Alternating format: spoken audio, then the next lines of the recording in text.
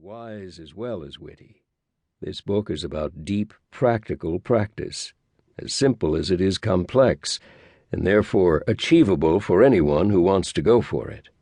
Of course, I realize the irony. Mine is another management book. So it is caveat emptor. Use your brain as you examine the ideas in this book in relation to your own practice and setting.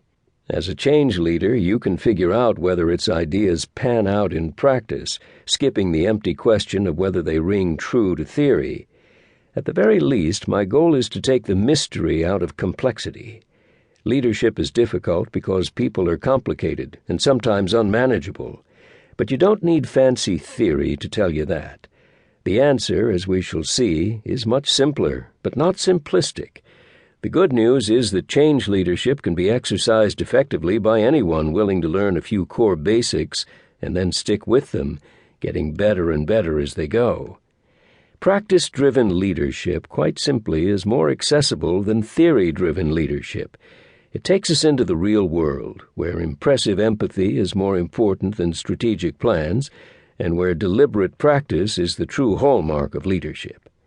Deliberate practice is purposeful, action-oriented, and reflective.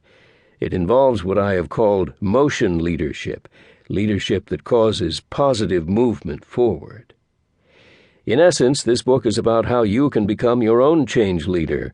It will give you the insights and ideas for how you can become more effective in what you do and more influential in helping others change. Chapter 1. Practice drives theory. Doing is the crucible of change. To some, the notion that practice can be liberating while theory is confining may seem counterintuitive. Current practice does have a lot of built-in conservatism and inertia, but thinking and feeling practitioners are the only ones who can find ways to break through the inertia. To do so, they will need focus, coherence, and persistence, resources they will find far more readily in themselves, the feeling as well as the thinking parts, than in theory. Of course, research and theory can be useful, but only insofar as they help leaders move forward. Once you are free of the constraints of a new theory or past practice, you can explore multiple approaches, experiment, and above all, learn from your experience.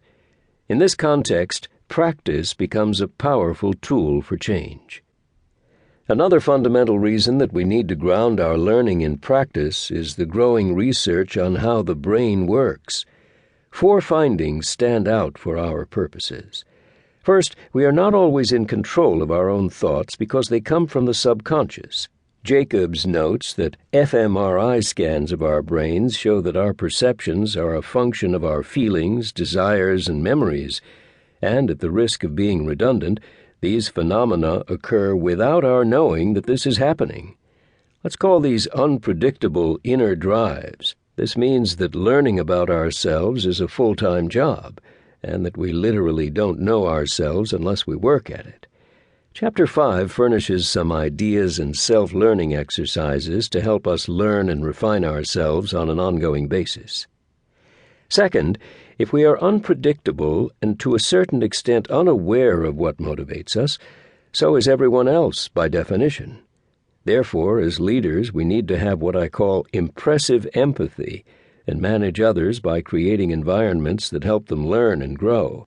Impressive empathy includes understanding others who disagree with us. That is what makes it impressive. Third, while being selfishly driven, so to speak, humans are also wired to connect. So-called mirror neurons cause us to be drawn to others. While biologically brain-driven to begin with, we consciously value the group once our relationships are cultivated. Beyond this, most of us want to do good in this life and make a contribution if we get that far. That is, if our self and group learning gets that far. Fourth, and most shockingly encouraging, is that our brain can be reshaped. Through neuroplasticity, we can engage in repeated new actions and thoughts that actually forge and retain new neural pathways. Thus, the brain can change its own structure and function through activity.